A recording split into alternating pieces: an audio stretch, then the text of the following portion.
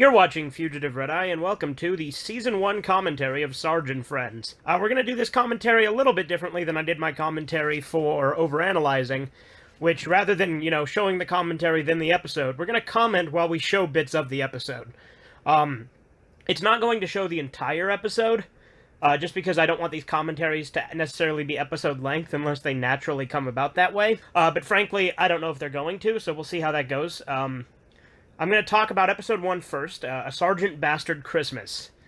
Now, A Sergeant Bastard Christmas was the only episode not to feature Rabid Waffles. Well, no. That's not true. That's not true, because the Independence Day episode didn't have you in it either. Yeah. And as you can see, Corbin is here with me as to comment as well, since he is, in a way, the co-creator of the show. Like, the show was really my brainchild that I had been planning to do for years.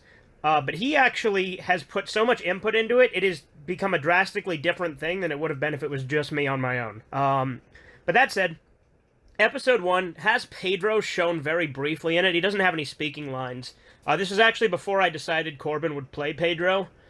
Originally, it was probably just going to be my Pedro, the, oh, fuck you, bitch, come on, Meng, the one from Captain Shame, which, if you don't... He's an entirely different character. It completely... Well, it is a different character, if you remember. We'll get to that later on, but it is a different character, because your Pedro killed the original Pedro and took his place. But, the way that this first episode came about is I was originally just like, you know what, I'm going to do a Sergeant Bastard Christmas special, because at this point I had ended the Captain Shame series, kind of, without even finishing it. Just because I wanted to move on from it, because Captain Shame, if you don't know, was a very similar concept to Sarge and Friends eventually. Like, it didn't start out that way. But it sort of evolved into this story where it was all these ridiculous characters doing ridiculous things. But the joke of Captain Shame was you never saw what the characters were actually doing or what any of them looked like, because it just showed gameplay. So the joke was, it's all crazy shit you gotta imagine in your head, and it was just gonna get crazier with each episode, so it would be like something that I could never possibly have drawn or animated. Eventually that just kind of spiraled into Sergeant Friends, because Sergeant Bastard became, like, the focus of the show. And on top of that, Sergeant Bastard really kind of just became a whole character of his own. I originally created the character, many years ago, as sort of a parody of just, like, a stereotypical old American, with traditional American values. And his main joke was going to be, he was going to do something terrible and say, oh, it's the American way. And he was actually going to be the leader of this army platoon, which is actually going to be the premise of a spin-off we're going to do later on. I won't get too much into that, but you'll see it when it comes out.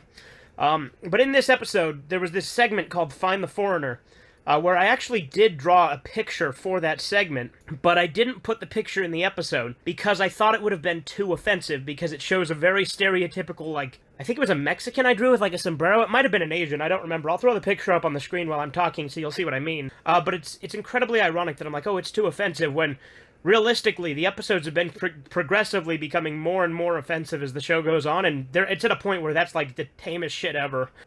But overall, this Christmas episode was before I even decided to make it Sarge and Friends. The show was originally just going to be called The Sergeant Bastard Show. And then I reached out to Corbin and said, hey, do you want to be in The Sergeant Bastard Show? And you're like, I don't want to say the word bastard because I'll get in trouble because I'm a good Christian boy. And so can you call it something else? And I said, what about Sarge and Friends, like Thomas and Friends? And you're like, oh, that works. And I'm like, okay, cool, that's what we'll call it then. So, in a way, we both kind of collaboratively came up with the title. And then he made Pedro into his own character, but Pedro wasn't really in this episode that much, so we'll talk about Pedro a little bit more as we go on. I will say, it is ironic, though, that I do say that, in this episode, I say that Pedro would have enjoyed being whipped, because at this point it was before we had established that Pedro was a masochist, which does get established later on as the series progresses. Anyway, your go, Corbin. I wanted to say that in this episode, your Sarge voice is a lot different than what it is later on. It starts, like, slowly becoming more and more like your actual natural voice. Would you say that's for the better or the worse? The way that it's evolved? Well, now he seems more... I'd argue, like, both Sarge and Pedro seem, like, less unrealistic as they were in the start, like, less cartoony. They're both still, obviously, like, fictional-type voices, but they sound more actually human now. Yeah, so that's episode 1. We'll go ahead. Anything else you have to say left about episode 1, or should we move on to episode 2? Yeah, this episode This one and the Independence Day one, the worst episodes. I'm actually inclined to agree to an extent, because I think that the best elements of the show is when we have kind of each other to bounce off of, and that's when the more comedy comes into it. Because when it's just me on my own, I pride myself in saying I think I do a pretty good job at establishing characters and comedy and lore. But I think when we were bouncing ideas off each other, and then we randomly insert jokes that we didn't even plan because you'll spontaneously say something stupid, and then I'll just decide, all right, fuck it, let's keep that. That's kind of what helps the show become better. But yeah, that's episode 1. Let's move on to episode 2. Alright, so now we're on to episode 2, the first one to actually have Pedro appear as a character in Sarge and Friends. One tangent That's where you messed up. That's true, that's how I somehow fucked up, but... So the thing is Pedro, believe it or not, in Captain Shame, was actually supposed to be a one-off joke character that was only for one joke and was never going to be used again. But then I decided to use him again in Captain Shame episode 4, and then again after that, and then he just kind of evolved into my version of Pedro, which is entirely different to the Pedro we see in this episode, played by Corbin. And the Pedro in this episode is by far the better Pedro, the one that became the Pedro as we know him today. So, the things that we establish in this episode, well, obviously this episode goes on the whole plot point of Sergeant Bastard's house becoming haunted, Pedro warning him, oh, there's a ghost, and they go. And this brings back a character that Sergeant Bastard actually killed in Captain Shame episode 11. Captain Shame episode 11, Sergeant Bastard killed Officer Savage, who was a character that I introduced in Captain Shame episode 6 as kind of a parody of Derek Savage. But when I brought him back in, but as it went on, I kind of decided to make him sort of the opposite of Sergeant Bastard, whereas Sergeant Bastard is just kind of a traditional American nationalist who hates foreigners. Officer Savage is the inverse of that, where he's a complete and total, like, fuck America, fuck white people, fuck, like, all that. Like, he's a severe, like, to the left, whereas Bastard is severely to the right. And so it's I kind of did that to try and balance out the show, because I think that both extremes can be very funny, but at the same time, I didn't want it to become a political show, so I decided to make it a lot more just absurd as the show went on, and we actually very rarely do political jokes at all, even though, ironically, Sergeant Bastard was created as a political caricature. We very rarely do political jokes. And this also did introduce the ongoing joke of Pedro misunderstanding something. We've only used it a couple of times, and we should do it more. But yeah, what do you have to say? I've noticed that, like, in this episode has, like, all the best Pedro lines, in a way. Because this is one where... Because my voice was cracking a lot more when we did this. And Pedro's voice was a lot more shrill back then. And I didn't know what to say a lot, so I just said some random stupid stuff that came to my head. Like, oh, yeah, it's bubbly! And then I'm like, what the hell do you mean by that? And you're like, because it makes bubbles in my stomach, that's why. I did cut out me saying, what the hell did you mean by that? But we left in because it's bubbles in my stomach, that's why. There's some stupid stuff I say on this show. Oh yeah, we'll get, like, when we get to the most recent episode, we'll get into that. But another big thing about this episode is it introduced a staple character in the series. Arguably, this is a very important episode because it introduces a lot of concepts, but it introduced us to Gay. This was before Gay had a name. In this episode, I just referred to him as the Priest, but later on he would become Gay in the following episode, I think, is when his name is Gay. But there was actually going to be an ongoing joke where anytime Pedro and Bastard dealt with anyone else in the world, it would always be Gay. So, like, if they go to a store, Gay would be the store clerk. If they called the police, Gay would be the cop. If they called... No, we don't. I mean, Gay does still have multiple jobs, and we do kind of put him all over the place. But he's mainly just become, like, this kind of... He's mostly just the priest, and he's just kind of a crackhead that just kind of wanders around town.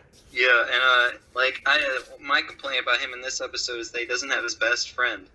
Yeah, we didn't introduce Quiet Rob quite yet, because, again, we hadn't established the parody yet. It was mainly just...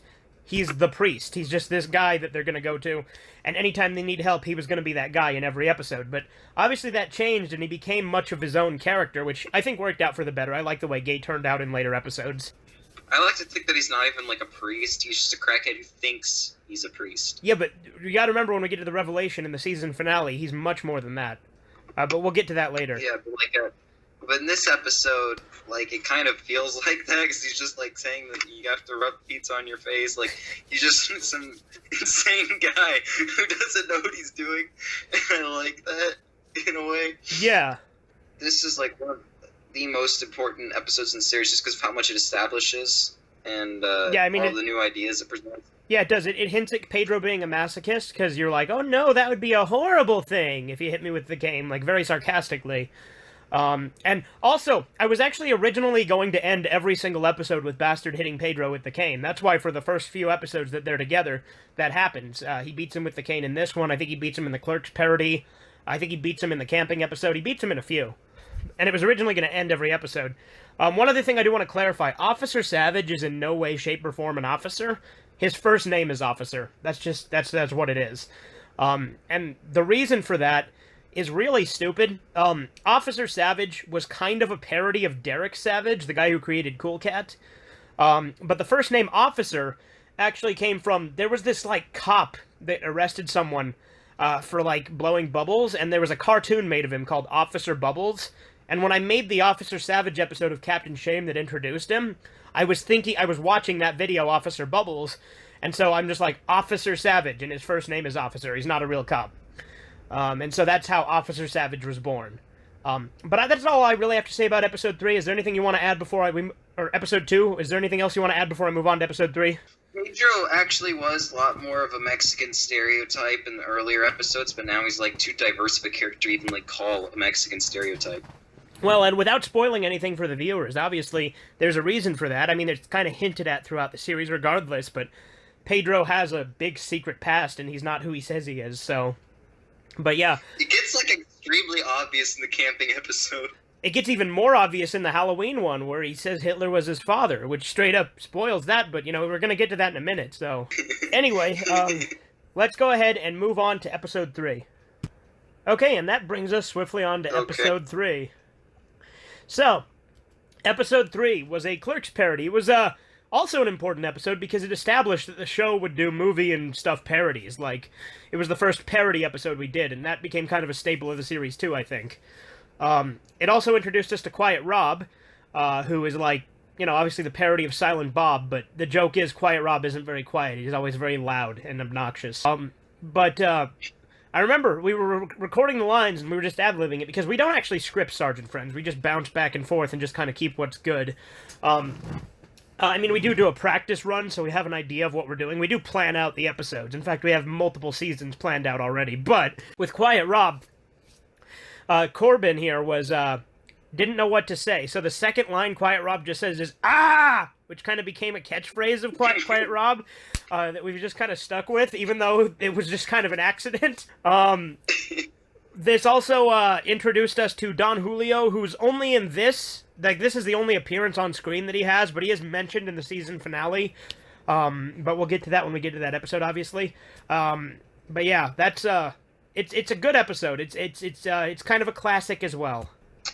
This is the episode that establishes Pedro as a cannibal. Yeah, it is. Which wasn't in, like, for a while we kind of forgot about, but then we brought it back near, like, after a couple episodes we remembered to do actual cannibal stuff with the character. Well, I kind of like that it's kind of just something that we bring up every now and then because, you know, it's not like something that's like a major thing. It's just like, oh, he eats food. It's like, how many people have you eaten, Pedro? And then he's like, well, how many breads have you eaten?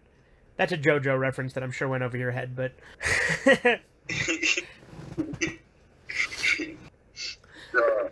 This episode also introduces us to the Asian customer who will be important later on. Believe it or not, we haven't, like, shown why yet, but during Season 2, he's going to be a major plot point. The Asian-Russian double agent character. Which, the Russian thing was literally... That one-off joke. Yeah, exactly. There's a lot of things that in Sergeant Friends are just one-off jokes to begin with that we're eventually going to call back to.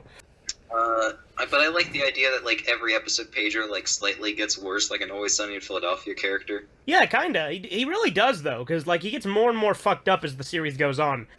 Because, like, originally he was just Sergeant Bastard's Mexican roommate who Sergeant Bastard horribly abused and treated like shit. But then you see, oh, he likes being abused, he's a masochist, and he skins cats in Episode 2. And then in Episode 3, you find out, oh, he's a cannibal. And then as it goes on later on, you find out he's a Nazi, he's Hitler's son. He's a serial killer. He tortures people. He's just awful. He unknowingly feeds other people human meat. We're just like trying. We go out of our way to come up with the most ludicrous evil things for him to do in a way. And all the characters in Sergeant Friends are all like just start off as one-off jokes. They're like so dull, but over time they get like more and more just bonkers. Like they sort of like every character sort of started out as just kind of a joke. Like the character was like a joke themselves. They were like one joke with one thing, but as it goes on, they evolve and become much more of an actual character.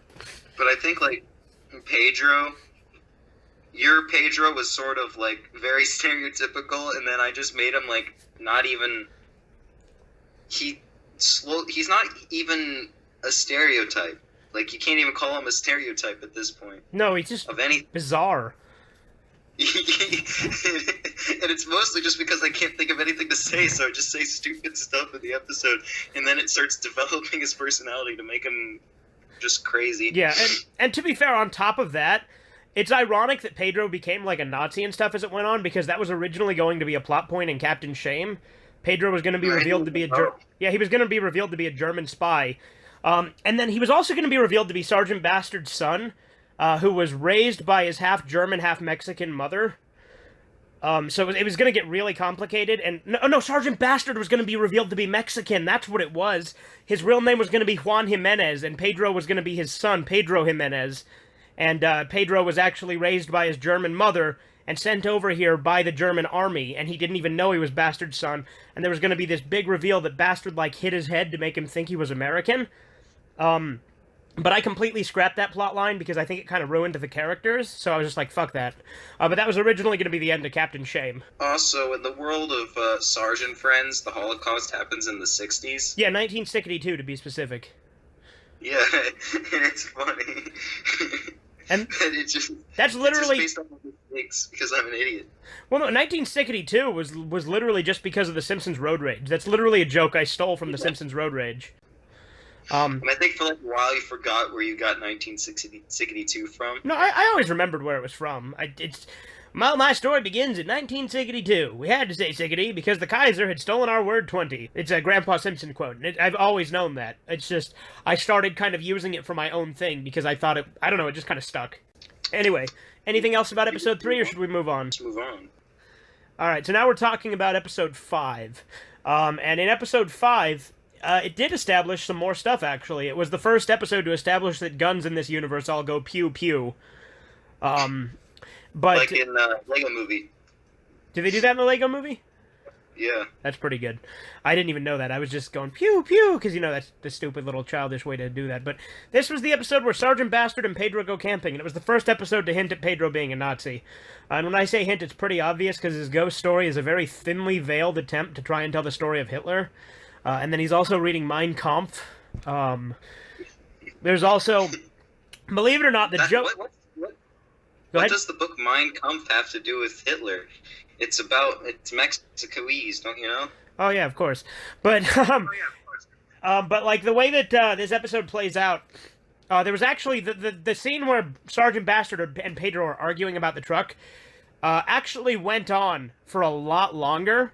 But I cut it because I felt that joke could kind of run itself dry. Like when they're arguing, "Get in the truck, boy! Get in the goddamn truck!"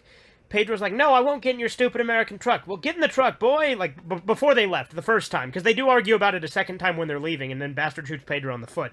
But before that, the first time they're getting in the truck, Pedro's like, "No, I won't get in the truck," even though it was his idea to go to the campground, so I don't know why he wouldn't get in the fucking truck. But Corbin just kind of kept going with that, and I'm like, "Get in the truck!" And you're like, "I won't get in the truck," and I'm like, "That's it, fine, episode's over here, too," like, because the fake credits thing was actually going to happen twice, but then I'm like, nah, that joke's run its course. So then I just cut it from Pedro saying, "I'll get in your stupid dirty truck." So I cut out a huge, like 2-minute long argument about getting in the truck the first time. I'm so annoying. Yeah. There's actually a few things like that where Corbin, like, runs a joke into the ground, and I kind of edit it down a little bit for the episode to make it less draggy. Sometimes I'll leave them fully intact, But a lot of the time, I'll trim it down just a little bit. But then, I don't know why, but my favorite moment in the episode is just when Pedro gets shot in the foot, And he just starts and screaming. he doesn't even he doesn't even do a cartoon scream. He just screams like he's like in the worst, most possible pain, and he does it for like way longer than he should. I know, and I left that whole one intact because I thought it added to the episode. You know, I thought it was funnier. Also, this episode did establish Crazy Pete, who would appear, I don't know, 3 or 4 more times in the series. Also, there's one thing we forgot to do in the season finale. I'll talk about it a little bit more when we actually talk about the season finale, but it does involve Crazy Pete, because I'll talk about it in a minute. But anyway, anything else you have to say about episode... is this 4 or 5? This is 4, right? Episode 4, yeah. Anything else you have to say about episode 4? Pedro's a pretty good singer. Oh, yeah. I'd buy an album of 6 hours of All-Star nonstop. But there was also going to be... this, for like, if you notice for like most of the earlier episodes, all of the titles contain the phrase Sergeant Bastard. Every title of the episode was originally going to say Sergeant Bastard something, you know, like Sergeant Bastard Christmas, Sergeant Bastard's house is haunted, Sergeant Bastard and Pedro get jobs, Sergeant Bastard goes camping. Like, all of the episode titles were originally going to have Sergeant Bastard in it, but eventually that just became too, like, difficult to come up with episode titles that fit, so by the time we did the Thanksgiving episode, I just kind of abandoned that. But that's all I really have to say about episode 4. Anything else you want to add, or should we move on? We should move on to All the right. next episode that doesn't have me in it, so it's not good. Fuck off. Which brings us swiftly on to episode 6. Episode 6 was the second and only other episode not to contain Corbin in some capacity. Pedro is not actually mentioned in... Like, he's mentioned in this episode, but he has no speaking roles, and the only time you actually see him on screen is a little X through him that says no Pedro. The whole point of that is because I wanted to do a 4th of July special as Sergeant Bastard, and Corbin was busy doing something else, and I'm like, fuck it, I'll just write him out of the episode somehow, and I think that works. That fits in with the characteristic of Sergeant Bastard, kicking Pedro out of the house for the holiday. But the only reason that Pedro wasn't in this one is because it was a time-sensitive episode, so, because I recorded it, like, the 3rd of July, edited it, and then uploaded it the next day. Which almost never happens with this series. Most of the time with Sarge and Friends, the episodes like sit on my hard drive for like a month before I edit them, if not longer, sometimes several months. And then I edit them. But with this one, I got it out on time. There was a couple other instances where that happened. The Halloween special, the Thanksgiving special, and the Bitch Who Stole Christmas. But this one didn't have Pedro in it, but it did establish Sergeant Bastard's understanding of the founding of America, which is completely nonsensical. This is also the shortest episode of the series. It's like 2 minutes. But it also had Officer Savage in it, and had the whole joke about Sergeant Bastard not knowing Harold Ramis is dead.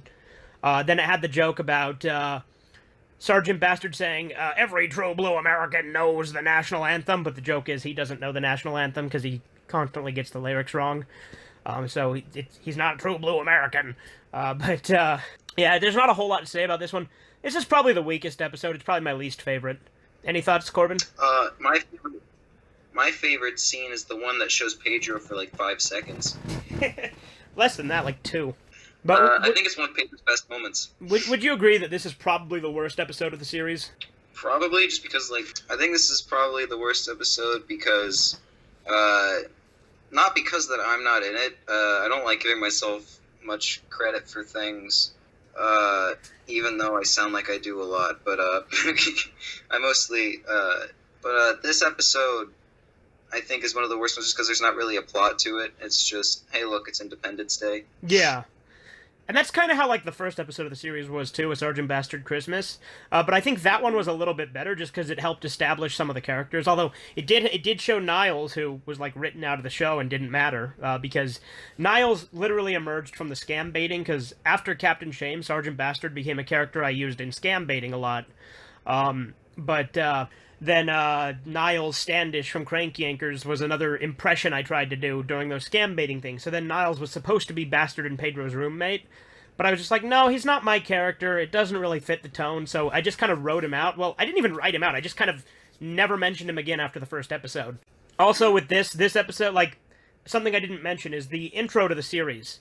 The first episode, it was me giving this whole big disclaimer, saying it out loud. Second one was the sound of babies, just babies making noises. The third episode and onward, it's all been Mary Had a Little Lamb, with a couple of special occasions where we put in different intros. But the Mary Had a Little Lamb one started out slow, and then as the series progressed, it got faster and faster for the intro, because I kind of feel like I linger too much on the disclaimer sometimes, so I've kind of sped up how fast it goes. Anything else to add about episode 5? No, but... Alright, well, now we're on to episode 6, which personally is a personal favorite of mine, just because it's a parody of a show that I grew up watching. Well, not grew up watching, but it's a show that I used to watch a lot as a teenager, and that's Conspiracy Theory with Jesse Ventura. Out of all the parody episodes of Sarge and Friends we've done, this one is probably the one that just stayed as a straight parody and didn't, become something else. This is by far the most faithful parody to that show, and that's just because I love that show so much for the entertainment value of it. I used to take it seriously when I was younger, but watching it now, there's still a lot of entertainment value in it because of how obviously staged everything is, and how over-the-top dramatic they try to be.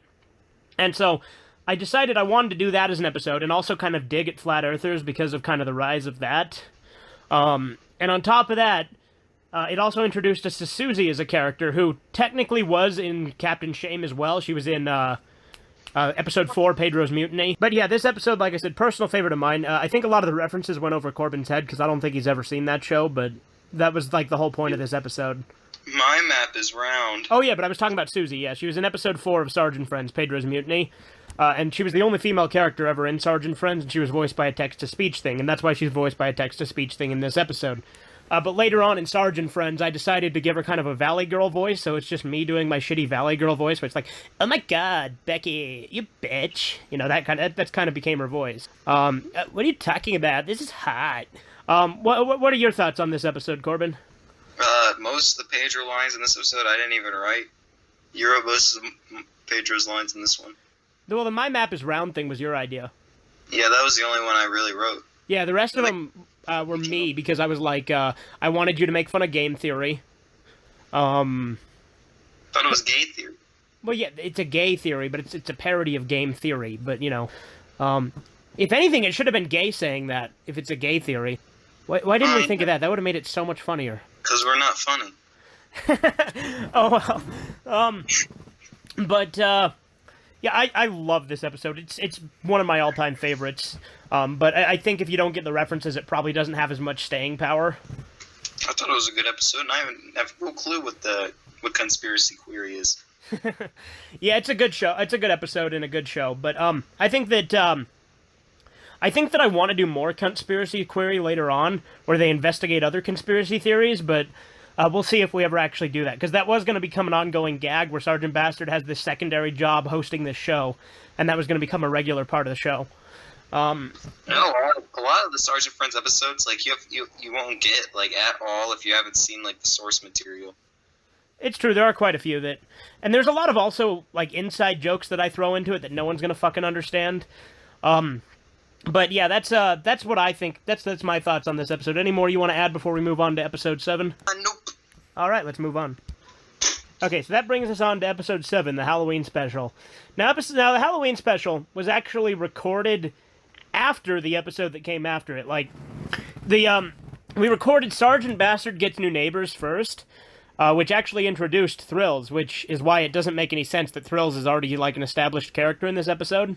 But I edited and uploaded this one first, because it was Halloween, and I wanted to get it up before Halloween, so... Actually, I think I uploaded it on Halloween Day, didn't I? The same day. I think I did. But it had to be done in time, so I edited it before the episode that we recorded before it. So, Thrills is introduced after he was already in the Halloween special. I made a similar issue with Good Brother, because Breaking Bags was later reworked into the season finale. But we'll get to that when we talk about it. But this is honestly one of the best episodes in my opinion. It was the longest at the time it was made. The longest now is the season finale, and this is the third longest or something like that. Actually, it's the fourth longest, because the Thanksgiving one and the Christmas one I think are both longer than this. But this one established Susie's new voice. You know, my Valley Girl, bitch, come on, let's go shopping, that voice. But it also Oh my God. it also it also was the second time we see Gay and Quiet Rob die, because it's implied that they died in the Clerks parody because of the cyanide, but they die also because of cyanide in this one, except for Quiet Rob also got shot, but it's implied Gay's going to die from the cyanide as well. And obviously we do explain how they survive later on, with the big revelation in the season finale, but, That they're the devil? No, they're God. I know. And since we're already talking about that, I think it's a bit ironic, because they're horrible people in this episode, because they're going around trick-or-treating, which they're grown men, which is already odd, but they're doing it at gunpoint and saying, well, and then as they're walking away from this old lady, Quiet Rob is like, we should have killed the old hag. And Gay's like, that's all right, we'll kill her later. They're God. Yeah. But, also this episode contained a steamed hams parody, obviously.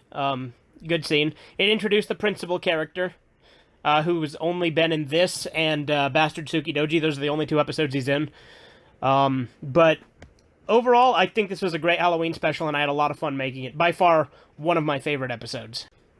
But, right you are, Ken. Oh, also, because these were released out of order, I put a message on Tubba and Thrills' house that says, Tubba and Thrills' house that you don't know about yet because these episodes were released out of order. And that was my way of just kind of half-assing an explanation.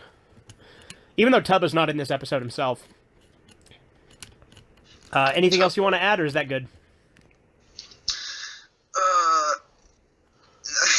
In this episode, Pedro, once again, is completely unsubtle about being a Nazi. But yeah, he's like, the oven used to make all this gold must have been twice as big as the oven that my father, Hitler, used to gas the Jews. And it's like, why the hell is he using an oven to gas? Those are 2 different things. Also, Pedro fucks up and says that he's an uncircumcised Jew, which doesn't make any sense because circumcision is very much a Jewish thing.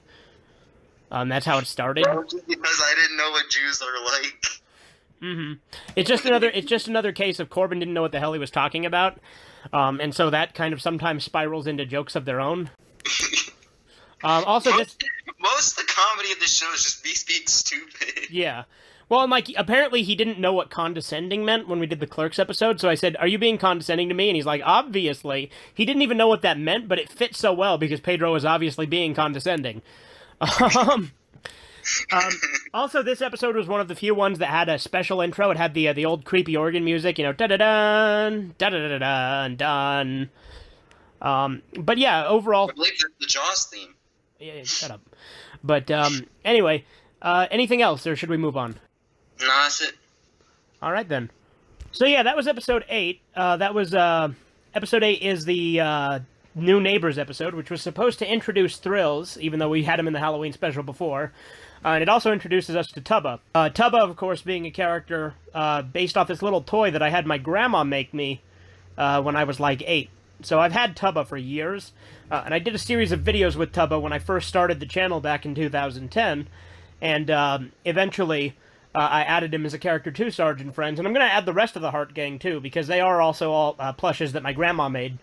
There's Dr. Heart and Blue Cheese, but they've never been shown on the channel before, and they're also haven't been written into Sarge and Friends yet, but they're going to be later on.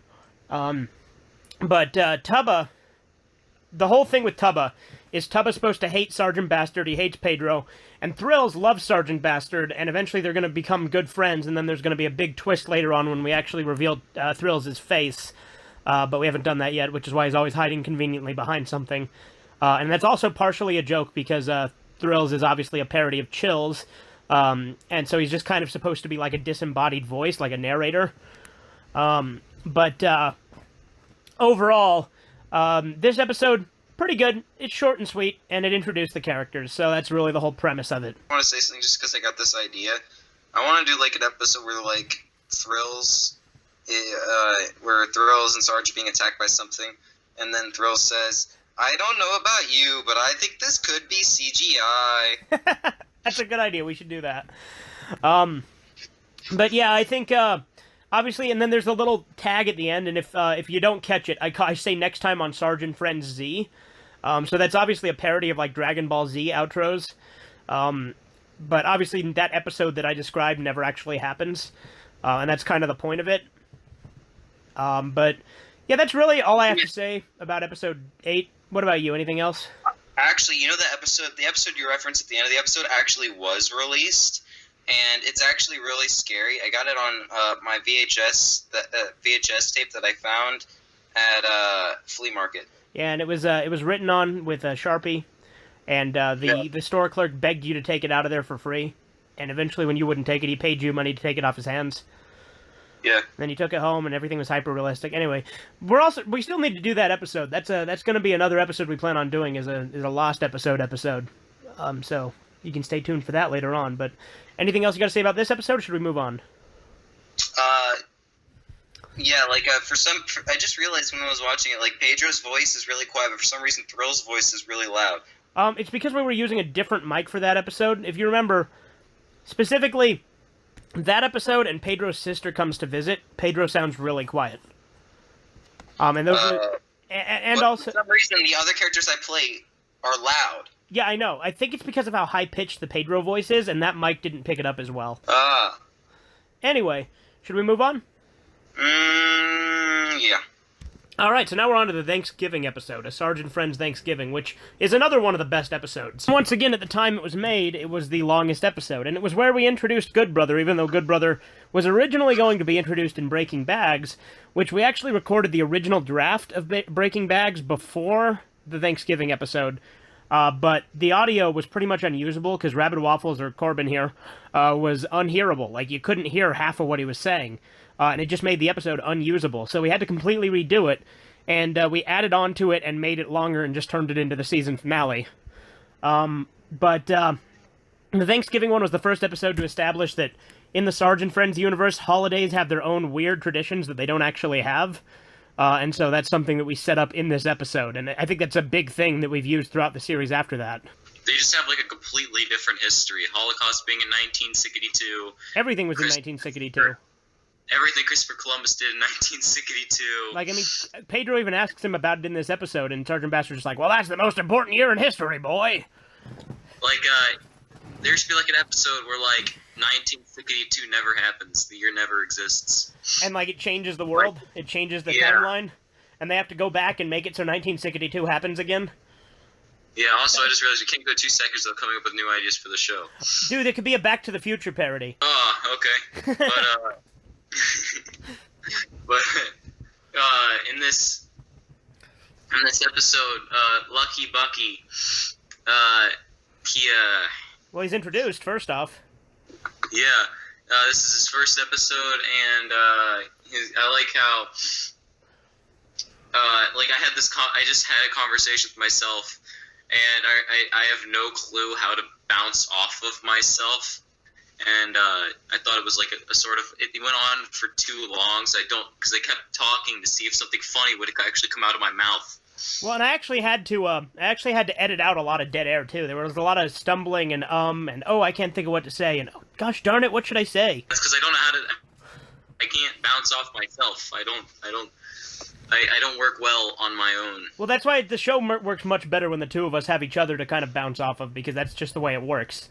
It just works. That's also why every character you make has a best friend. Yeah, exactly. Like, every character we do for this show comes in duos, except for Crazy Pete. Yeah. Crazy Pete doesn't come in a duo. That's just some guy who screams a lot.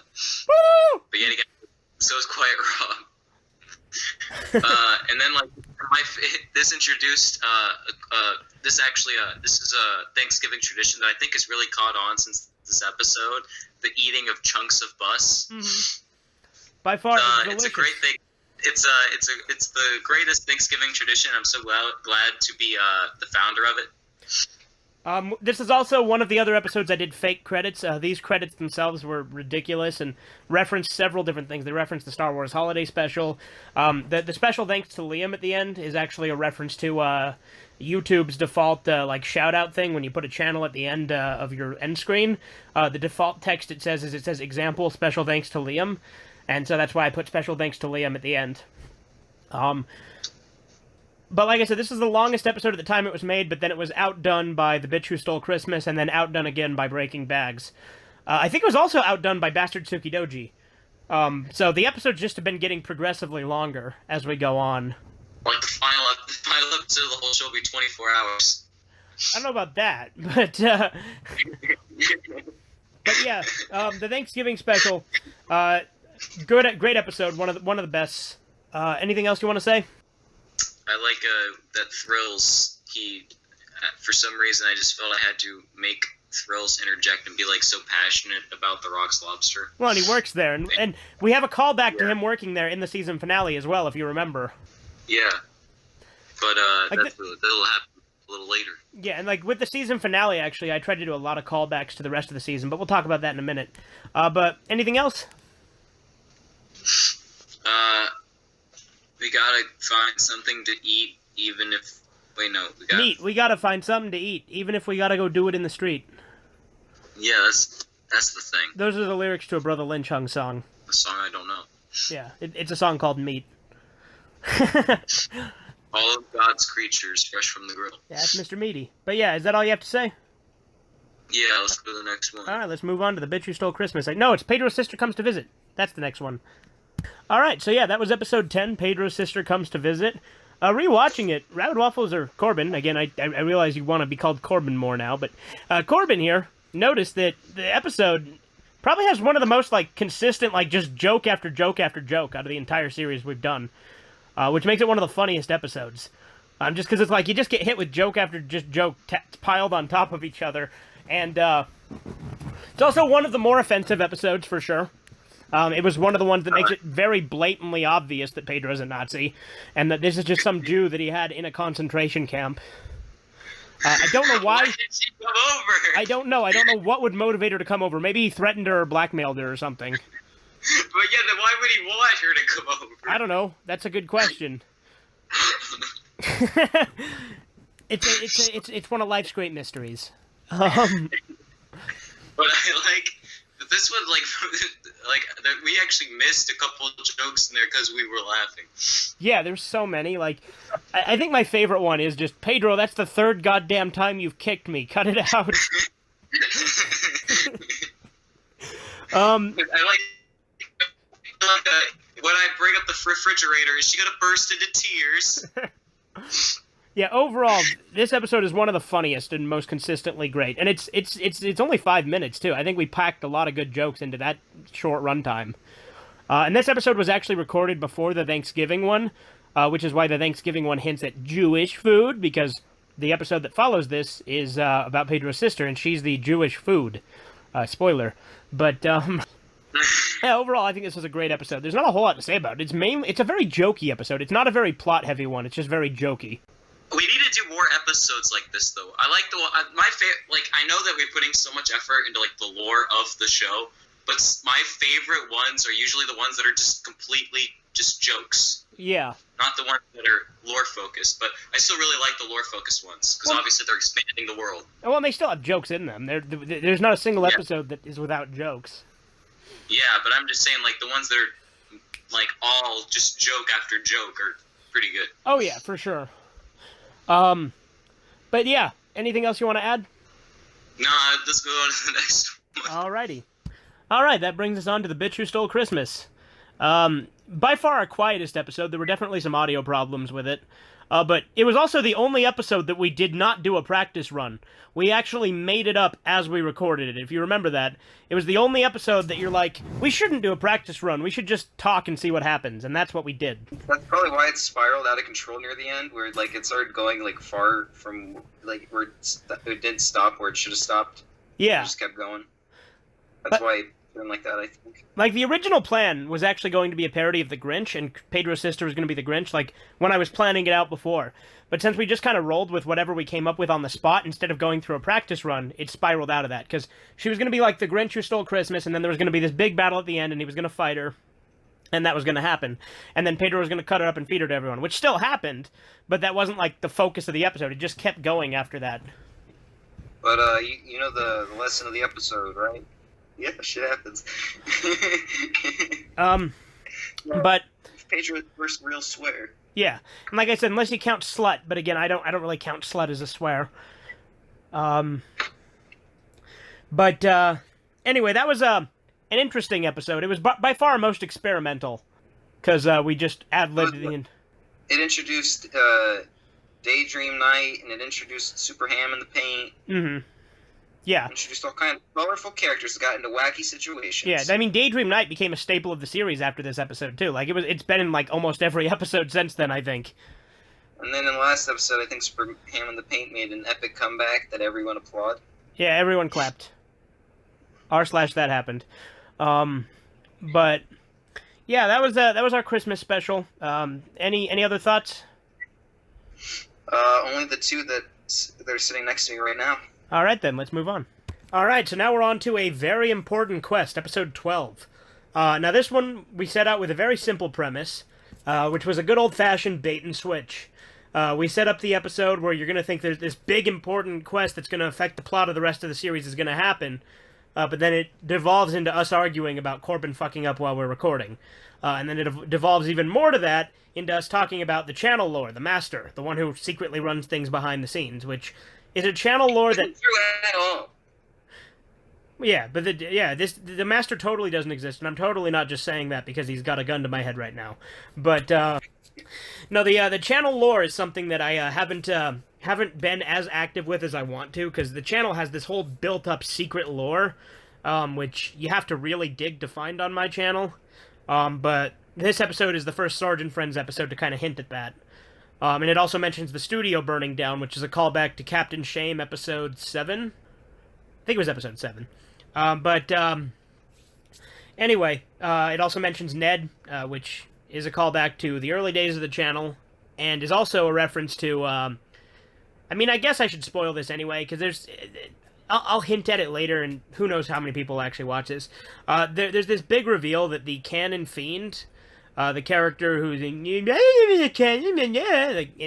Captain Shame, he's Ned, and he became, like, that weird sounding because he got beaten so hard that it fucked him up.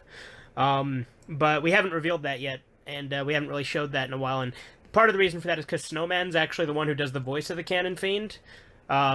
But also because it just hasn't come up naturally, because we haven't brought him into Sarge and Friends or anything either. We haven't even come up with how he looks yet.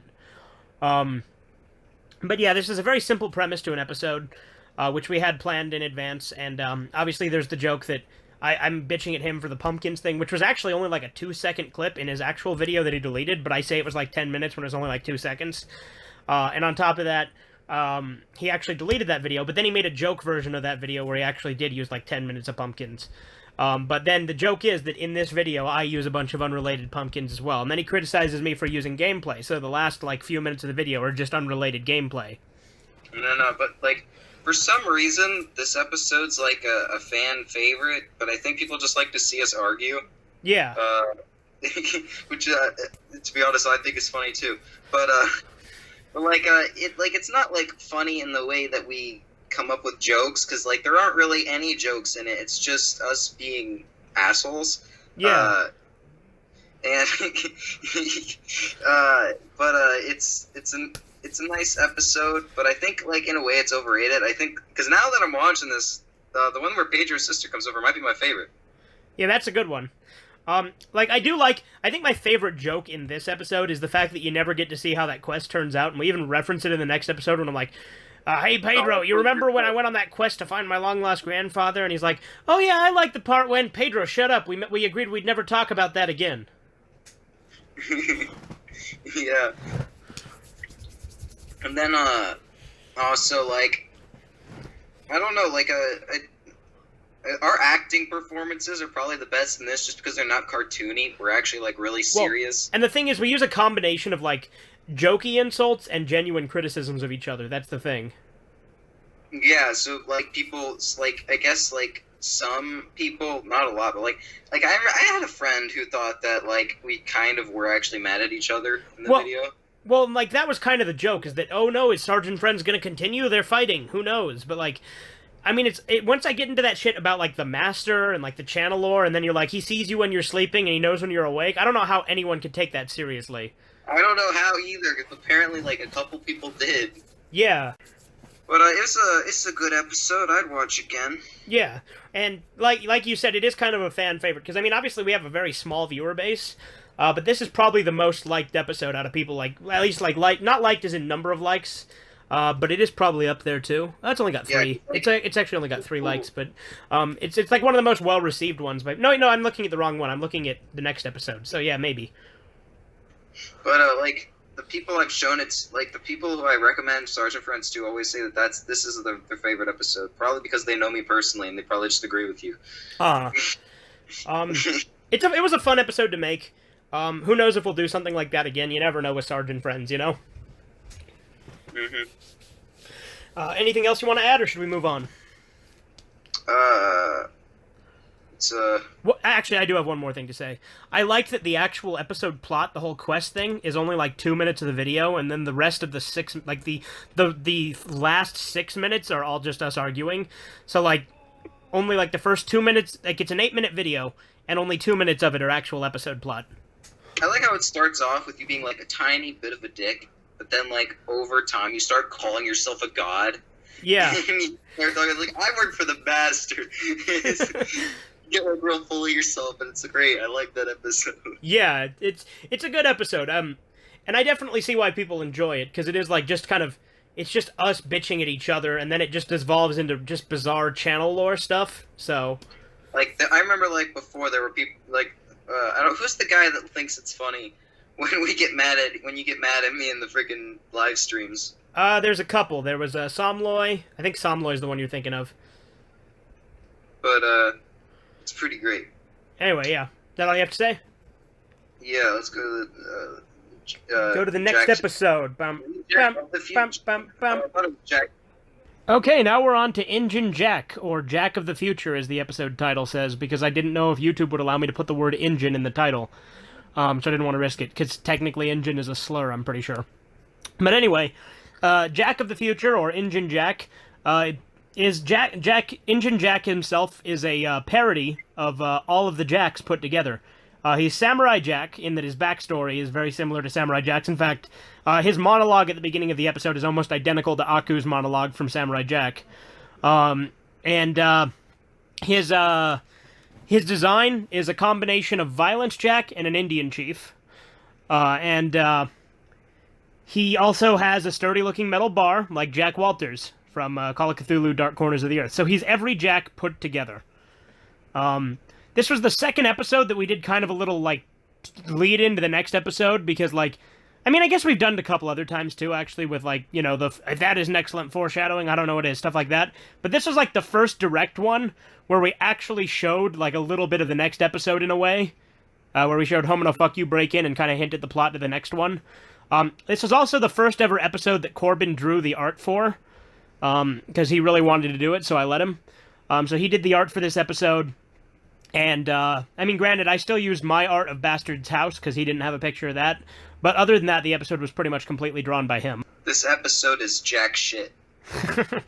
But yeah, I really liked this episode, because it kind of sets up, one of the story arcs, which would later be followed up by the next part, Bastard Tsukidoji.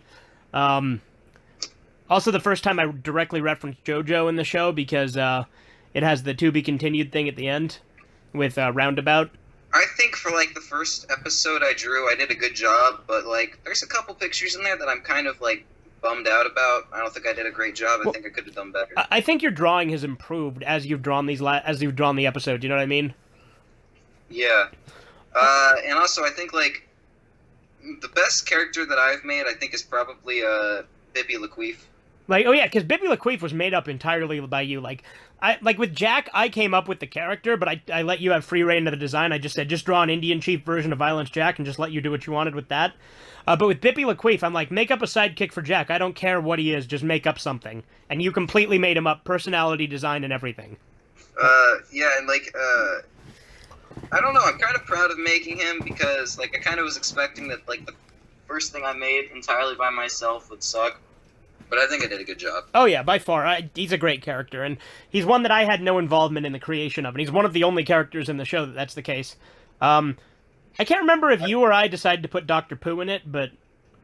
I decided to put Dr. Pooh in it, and I remember specifically that because... You wanted to put the Turtis in. That was the whole reason he exists, is because you wanted the Turtis, and you wanted the doll dicks to impregnate us. That was the whole thing you wanted, right? Yeah, because that was a joke I stole from a friend of mine. because my he watches. I think he's watched a couple. He watched a couple of your videos.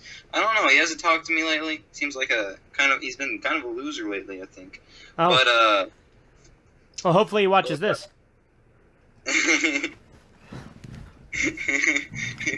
But yeah, I stole those jokes from him. But Bippy Laqueef is an original character. Do not steal. I think it's funny that Bippy Laqueef sounds more like Danny DeVito than Danny DeRito that does in this show. Yeah, he really does. Like, Danny DeRito sounds almost nothing like Danny DeVito. You're just like, hey, I'm Danny DeRito! I stretch out his name so much when I say it. I'm Danny DeRito! But yeah, I really like Injun Jack. It's another one of my favorites. Partially just because I think your art style is so much better than mine. And I think that it was a right decision to have you kind of like the season finale we both did the art for, but like the last 3 episodes of the season have all had art by you, and like the episode 15, the season finale, was half and half, I'd say, give or take. But like this and then the episode that followed it were completely drawn by you almost. Like, I mean, I think I had a couple of things that I added in. Like, for instance, I drew the sturdy looking metal bar in Jack's hand because I'm like, I don't really need you to draw a whole new picture just to draw something in his hand, you know? Mm-hmm. But like for the most part, you did all the art for this one and for the one that followed, and then we split the season finale half and half. But I think your art style is just objectively better than mine. But I still plan on drawing episodes myself in the future because it wouldn't be Sarge and Friends if I didn't. But something drawing pictures for this show, like I really enjoy because it's like helping me learn how to draw on computers. Yeah. Well, I'm starting to get better at it. And I think, like I said, I think what we're going to do is we're just going to switch back and forth depending on the episode. Because there's just some things... Actually, I think it'd be funny. I think it'd be good if we just literally did it like, I draw an episode, you draw an episode, I draw an episode, you draw an episode. We just go back and forth. That might work. But point is, that's just what we're going to do, is we're going to take turns. But yeah, I really like this episode. It's another one of my favorites. Because it's one of the first like heavy lore-based episodes that we call back to. And Injun Jack is a recurring character. He will be back in Season 2 as well as he does make another cameo appearance in the episode that follows this. But yeah. Anything else you want to add? This episode has a lot of OG characters. Like, Do not steal. Like a bunch of new characters in it, yeah. It really does, because it's got Injun Jack, it's got Bippy Laqueef, it's got Dr. Pooh. I think Dr. Scotty Pooh. Yeah, but that wasn't revealed until the season finale. Still his name. That's true. And I think it's ironic, because you said, I hope they beam him up fast, and this was before we had established that he was Scotty. But, I think I'm done talking, surprisingly. Yeah, let's go ahead and move on then. Okay, and now we're on to episode 14, Bastard Tsukidoji, Legend of the Pedro Fiend. It was originally just supposed to be a Euro Tsukidoji parody, but it also turned into kind of a Godzilla parody and a few other things.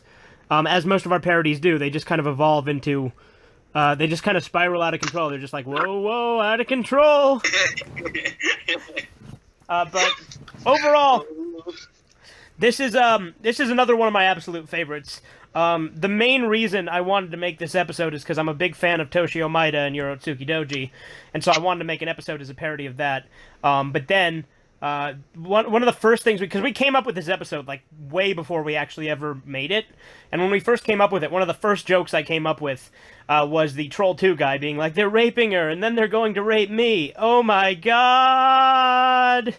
But then Rabid Waffles, or Corbin here, added on to that by saying, that it should be crab monsters, because Pedro should be like, I have crabs, and then it's not like crabs, he just has like these big crab monsters that work for him. This is another one that Corbin did most of the art for. I did a little bit of touching up on it, like Wet Dream Night, the combination of Daydream Night and Homo Fuck You. I just took Corbin's picture of Homo Fuck You and altered it. As well as, we didn't have Corbin's picture of the principal, so I just used mine from the Halloween episode. But other than that, the episode was entirely drawn by Corbin. I think I put a lot of jokes in my illustrations, don't I? Yeah. I like the one where I think like one of the best ones is when like Pedro is in the coffin upside down. Yeah.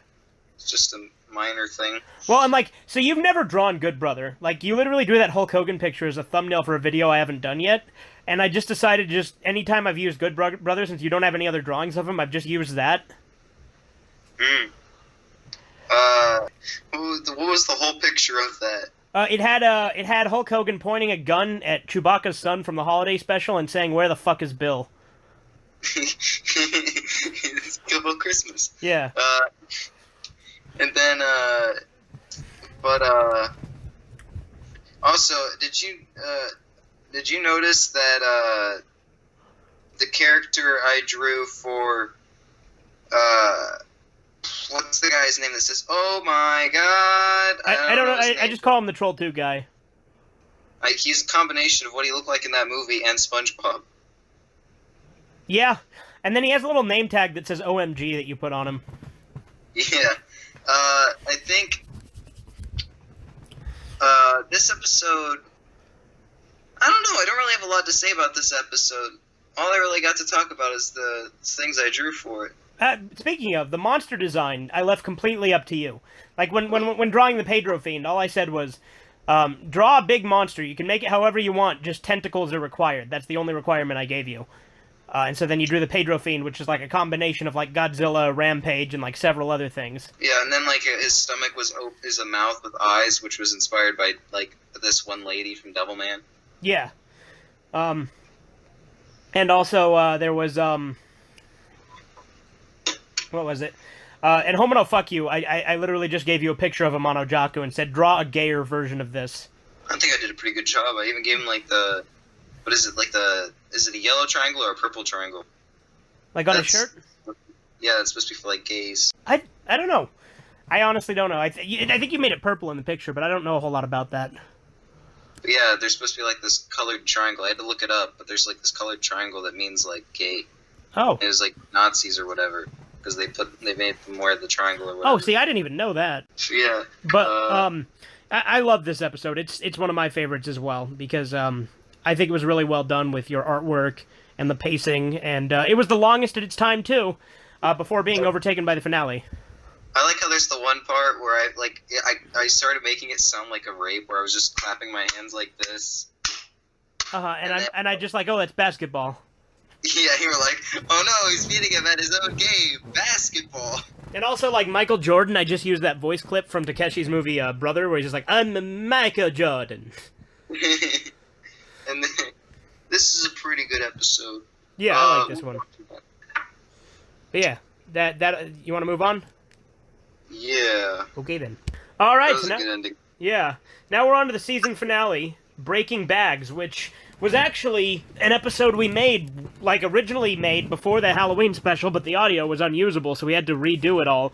And when we redid it all, I was like, let's just add a bunch of shit to it. And then since we were adding so much stuff, I'm like, this is going to be a really long episode, which it was. So it's like, why not just make this the season finale? Because if it's this long, it should just be the season finale. So then we kind of tied up the season with it. And I decided to throw in, like, a lot of callbacks to other episodes, like Pedro saying, if that isn't an excellent foreshadowing, I don't know what is. Sergeant Bastard said those exact words in the Thanksgiving special, but it's also hinting at Bucky's, like, rivalry with Pedro that's going to happen later on. In addition to that, it also introduced us to two prominent characters who are going to be in the series from now on, Takeshi and Gary Gatt. Takeshi, of course, being Takeshi Kitano. Gary Gatt is actually a character that, the name Gary Gatt, I actually came up with the character name for Gary Gatt when I was playing this Newgrounds porn game called the DeLuca Family. And that's what I named my character, because Gary is a nickname I have. And I just kind of stole the Gat part from Johnny Gat from Saints Row, so that's what I named my character in that game. And since that's a Mafia game, and I came up with a Mafia character, Gary Gat, I just reused that name. Right you are, Ken. Yeah, right you are, Ken. Obviously, Takeshi was voiced by Anthony in this. This is Anthony's second time being in Sarge and Friends. The first time being when he was the narrator in Conspiracy Query, Sergeant Bastard versus the Shape of the Earth. Also, this episode introduced us to Good Brother in the original draft, but since that original draft kind of got scrapped, although I might upload it to the second channel with audio only, but since that kind of got scrapped, Good Brother was basically introduced in the Thanksgiving special, but they already acted like they knew him in that, so there's a little bit of a continuity issue with that, but whatever. This also revealed that Gay and Quiet Rob are two halves of God, which is actually an idea I kind of took from Devilman Lady, where June and Asuka are both two halves of Satan. But I really like this episode. I think this is one of the best ones we've done. And it took me 6 fucking hours to edit. It's by far the most time I've ever spent editing a video. It took me a long time to draw the Infinity Gauntlet in this episode. Oh yeah, I think this is the most effort either of us has ever put into Sarge and Friends, because we both put a lot of work into this one. I think, yeah, Gary Gat's like the best design I've done for a character so far. That wasn't maybe the Pedro theme was better. I don't know. Yeah, they're both pretty good. I like Pedro's remark at the end. I like how the Right You Are Ken becomes more and more unrealistic, like more dumb over time. Yeah, where he's just repeating over and over to the one guy, but then he starts calling the other guy it, and then Pedro says it without knowing even what the guy was talking about. Like he wasn't even there. Well, yeah, and if you remember, that line actually wasn't even like what happened was we were recording. And I'm like, well, that surely was an unexpected journey. And you're like, right, you are, Ken. I'm like, fuck it, that's the last line of the episode. That works too well.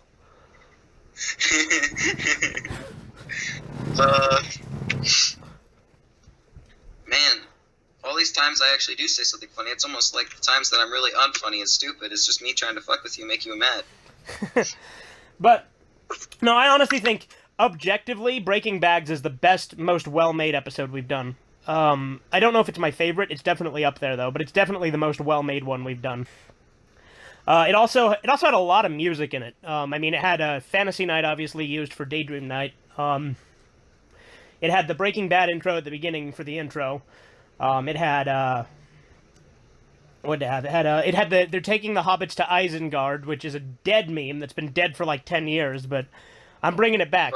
But, Sergeant Bones...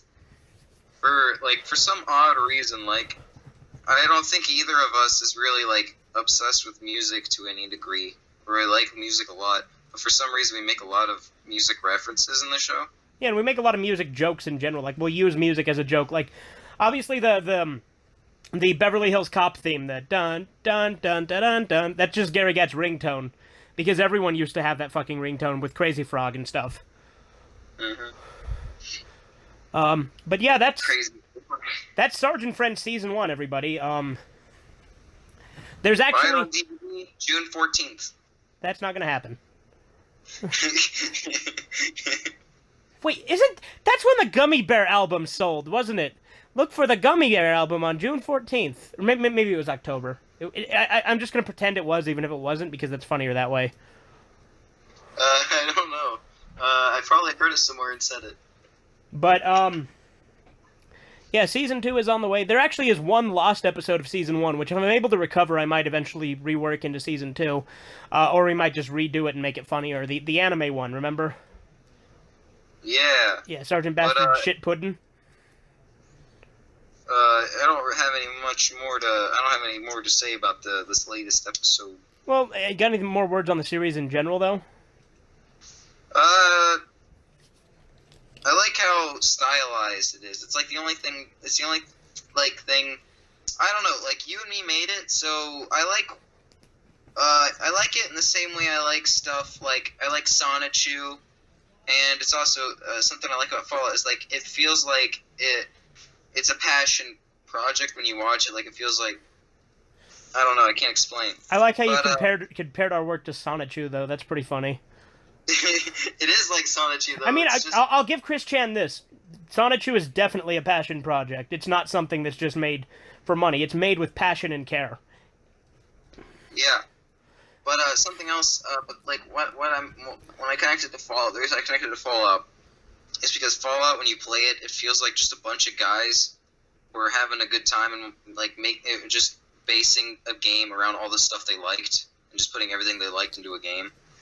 I get that feeling when I play Fallout because it's like they reference this, they reference this, they reference this, and they like expand upon it and try to do their own. They expand dong. But I like that. I like that we make something that like it could where it's like you can tell what kind of people we are from watching. Yeah, it's true. It's a very enjoyable experience to make these episodes. Oh yeah, they're some of my favorite videos to make. But they're also some of the things I put the most effort into, which I think shows how much I actually do care about them, because I actually bother putting effort into editing these. Even if I'm not able to animate or use anything, like, super nice looking, I think that also kind of adds to the charm and kind of gimmick of the show. Now, what were you... when you started Sergeant Friends, did you plan on having me in it at all, or was it just going to be you? When I first recorded the first episode, I didn't know. I was like... No, I don't think I did, because I don't think, like, me and you had talked a little bit, but we hadn't, like, really become friends yet when I first, like, recorded the first episode. Mm-hmm. And then eventually, when I was recording the second episode, me and you had been talking for a while, and I'm like, hey, you want to play Pedro? Can you do a Mexican accent? You're like, well, I'll try. And then I did, like, this crazy, like, high-pitched, horrible accent, and it was just, it was too good for me not to play Pedro. Yeah, exactly. Like, Pedro would not be the same character without you. Like, you brought so much to the character that the series probably would be nowhere near as good had you not joined. Like, Pedro and Bippy Laqueef, like, even though you made up Pedro years ago, like, Pedro's, like, this is, like, almost, like, the most Rabid Waffles character. Well, yeah, because I created Pedro, but I didn't create Pedro. Do you know what I'm saying? I made Pedro, the one who's dead. You made Pedro, the other one. Just made him a whole new character. And then, what do you think, overall, what are your favorite moments, now that you just seen all these episodes, what are some of your favorite moments from the series? I mean, this is just me. I really liked Gary Gatt. I think he was a really good character lore-wise. I think he's going to be a great plot device in later episodes. Mm-hmm. I liked bringing Takeshi into it, and I think Anthony did a very interesting take on Takeshi, because I told him, hey, do a Vic Romano voice from MXC. And he's like, okay, but then he didn't do that. He did the English dub of Battle Royale Takeshi voice instead, which is why he sounds nothing like Vic Romano. But he still says all the Vic Romano-type lines. It's pretty great. I also really liked, I loved Bastard Tsukidoji, like, the whole thing about it. That's one of my favorite episodes. And I still really liked, Sergeant Bastard versus the Shape of the Earth Conspiracy Query. I think we should do more Conspiracy Query, in all honesty, in Season 2. At least 1 or 2 more episodes. You know, like, what's odd about, like, when I'm doing Sergeant Friends, when I play, like, characters, it depends on, like, the character, but, like, I usually have, like, 2 goals. Like, when I'll say a line where I'm purposefully trying to make you mad so that you'll give out a good reaction, or I'm trying to make you laugh just because I want to see if I can actually say something that will genuinely... I want to, like, make sure this thing I'm saying is genuinely funny, and I want to try and make you laugh. Yeah, and sometimes when you say something stupid and unfunny, I'll respond to it in character, and then we'll just keep it in, and it makes it funnier, because it's the characters interacting. Over time, I've started to care. Like, I used to, like, be really worried and go, like, oh, man, I hope I could be funny in this. I hope I could say something that's not stupid. But now, like, I'm like, I embrace it, so I'm like, well, if I say something stupid and annoying, he's just going to respond to it, like, amazingly, and it's going to work. And I think that, what we'll do to wrap this up is I think I'm going to actually give a little bit of a sneak peek of what we have planned for Season 2. So I'm going to go ahead and outline a little bit of what we have planned. So, first off, Season 2, Gary Gatt and Takeshi going to be the main villains for the majority of it. They're going to be like the big bads for a while. They're the main focus plot-wise. Non-plot-wise, we're going to do a non-canon episode to start off Season 2 that's going to be a parody of a documentary that sucks ass. I'm not going to say too much about it, but it's going to be a fun one.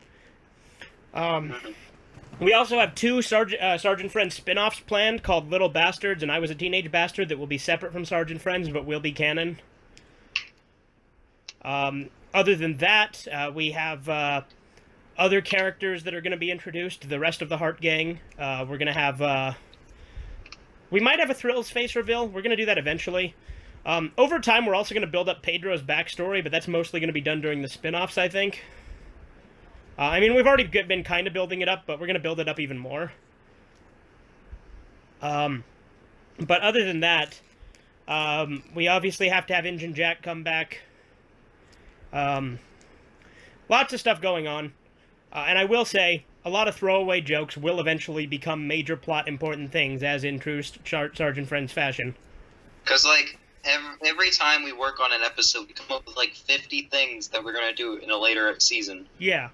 We already have it planned up till, like, season 4. And we're still coming up with ideas.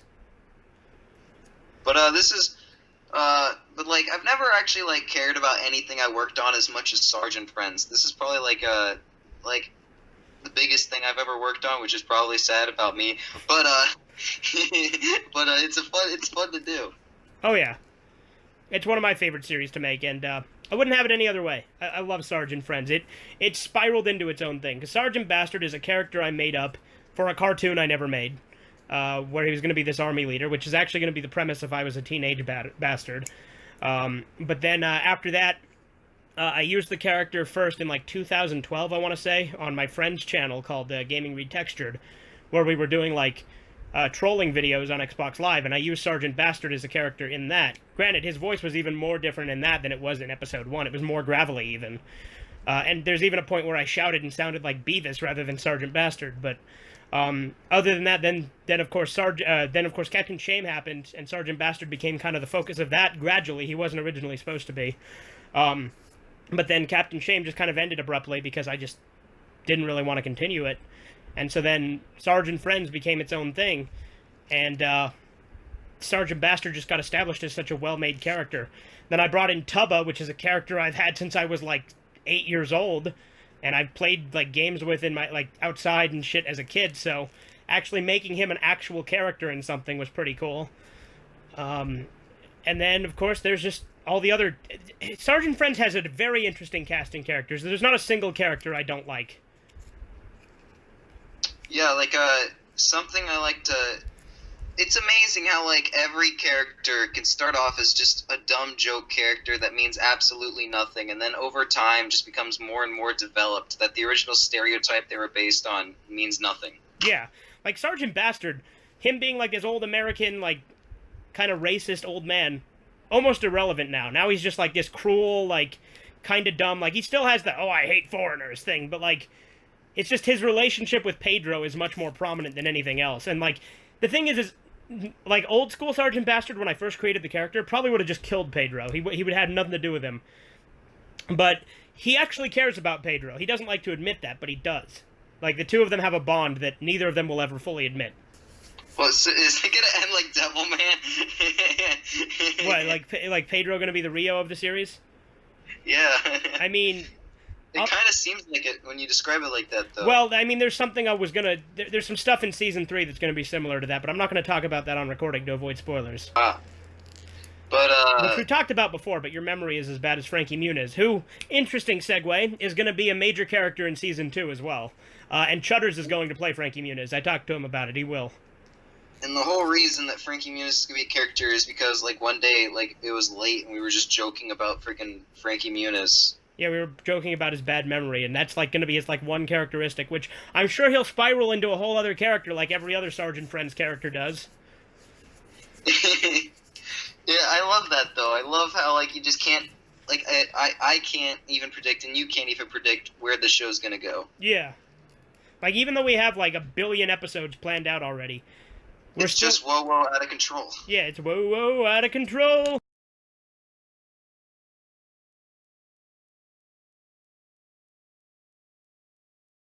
And now for an exclusive Sergeant Friends bonus mini-episode. One day, Pedro was at the bus stop and comes across an oddly familiar face. What's up, Ming? You sound retarded. What you mean by that, Ming? You sound like a dirty Mexican. Aren't you Mexican, Ming? Oh yeah, I forgot. That's a weird thing to forget, man. Sorry, I took so much crack and I forgot. Because I'm Mexican. Fuck's that supposed to mean, Ming? I don't know. What you mean you don't know, Ming? I'm autistic. I don't know. That's weird. By the way, I'm Pedro, Ming. What's your name? My name is also Pedro. Really? What a coincidence. Indeed, Ming. But you look to me like a Taco Supreme gentleman. The fuck's that supposed to mean, essay? Supposed to be a slur, but I don't know any slurs. You trying to start shit with me, Ming? Obviously. Yeah, well, fuck you, bitch. Fuck you. At this point, Pedro pulls out his trusty Mexican gun. Clip, clip, bang, bang, pew, pew. We're starting clipping my turf. I'm gonna fucking die here, Jack.